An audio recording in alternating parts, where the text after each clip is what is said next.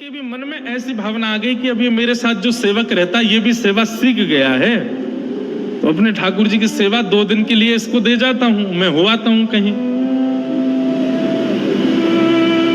सेवक से बोल के गए, सुनो हम 2 दिन के लिए जा रहे हैं, बढ़िया से सेवा करना ठाकुर जी की, और लौट करके आएंगे, अगर ठाकुर जी की सेवा हमको बढ़िया दिखी तो हम तुमको उपहार देंगे। सेवक बोला फिर ठीक है, फिर तो बढ़िया से सेवा करूंगा इस बार। अब महात्मा तो चले गए, सेवक ने क्या किया,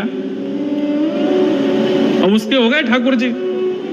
उसने बढ़िया पानी में सरफ घोल करके और लेकर के ठाकुर जी रगड़ दिए पूरे ऊपर से नीचे, सरफ से नवा दिए। और इतना ही नहीं, बर्तन मांजने वाला जो मांजना होता उससे मांझ छोड़ दिए ठाकुर जी।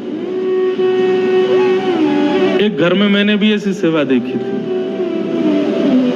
आपको पता है, जो लड्डू गोपाल की सेवा करते हैं या कहीं भी सेवा करते हैं, ठाकुर जी की सेवा में कभी अंगूठे का प्रयोग नहीं करना चाहिए। अंगुष्ठ का प्रयोग मतलब ठाकुर जी को इत्र लगाते हैं या उठाते हैं बैठाते हैं, तो ऐसा भाव रखना चाहिए कि अंगूठा जो होता है सबसे बलवान होता है हमारे हाथ में। सेवा प्रणाली कहती है जब आप ठाकुर जी को अंगूठे से दबाते हैं तो उनको श्रम हो जाता है, उनको लगती है, इसलिए ठाकुर जी की सेवा में उंगलियों का प्रयोग करो।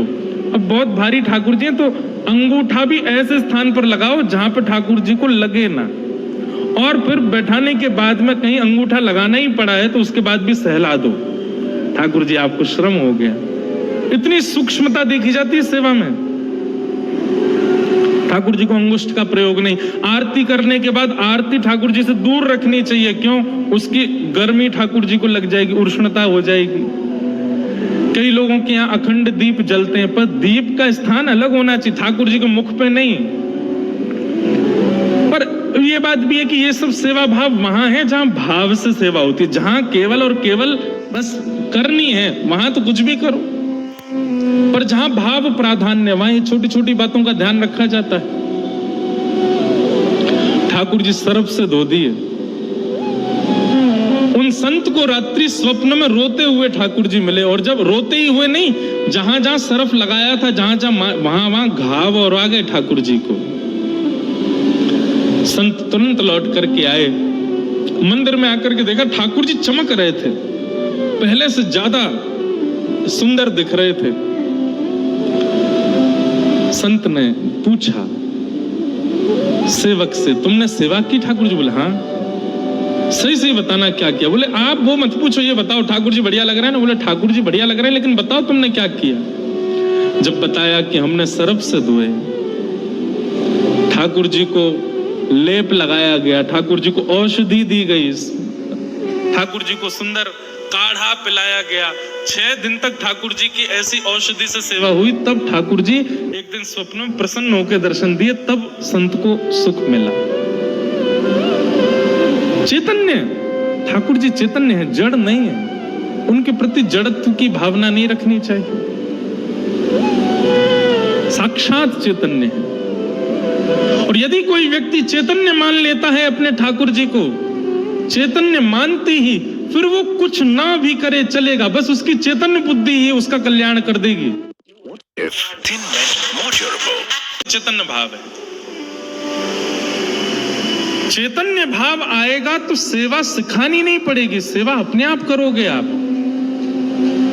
घर में पुत्र जन्म लेता है, बताना नहीं पड़ता कि उसको दूध पिलाओ, बताना नहीं पड़ता उसके कपड़े बदलो, बताना नहीं पड़ता गीला हो गया है चेंज करो। पुत्र घर में आता है तो अपने आप माँ को लगता है अब इसको भूख लगी होगी, अब इसको ये लगा होगा, अब इसके ये भाव, ऐसी ही सेवा होती है।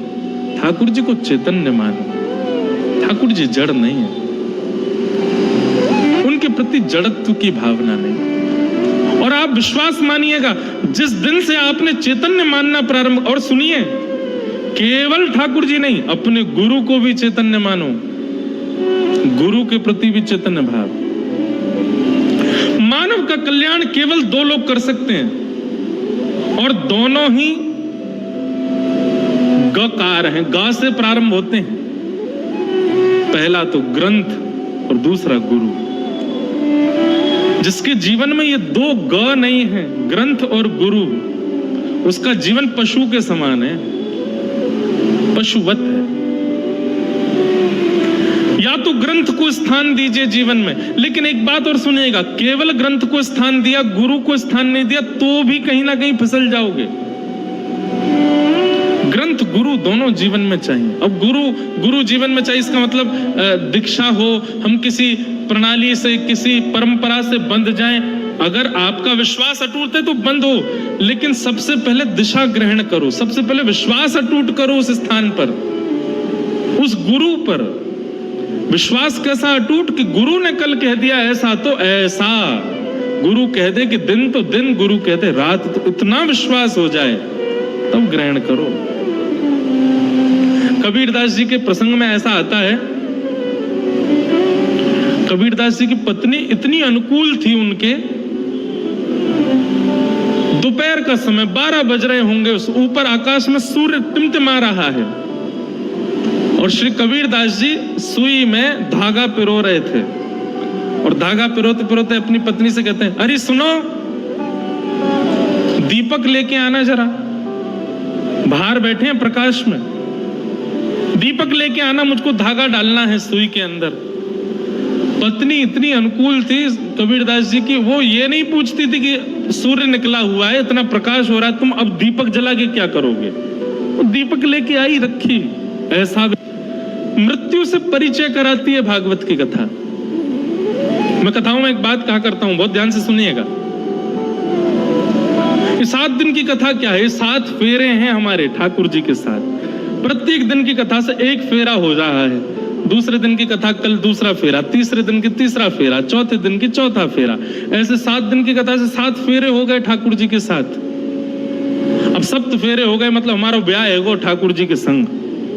और जैसे ही ब्याह भयो, ब्रजभाषा आ जाए बीच बीच में सुन लेना है, ठाकुर जी से ब्याह भयो। अब भयो को वयो मत समझ लेना,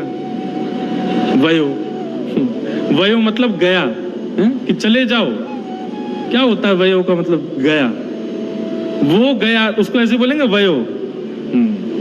तो भयो, भयो को ये ब्रजभाषा है, हिंदी में बोलते हैं हुआ, भयो हुआ। तो क्या बता रहा था मैं, भूल गया हैं? हाँ, 7 दिन की कथा। वाह महाराज जी, अच्छे श्रोता हैं आपके। तो हाँ, 7 दिन हमारा ब्याह हो गया।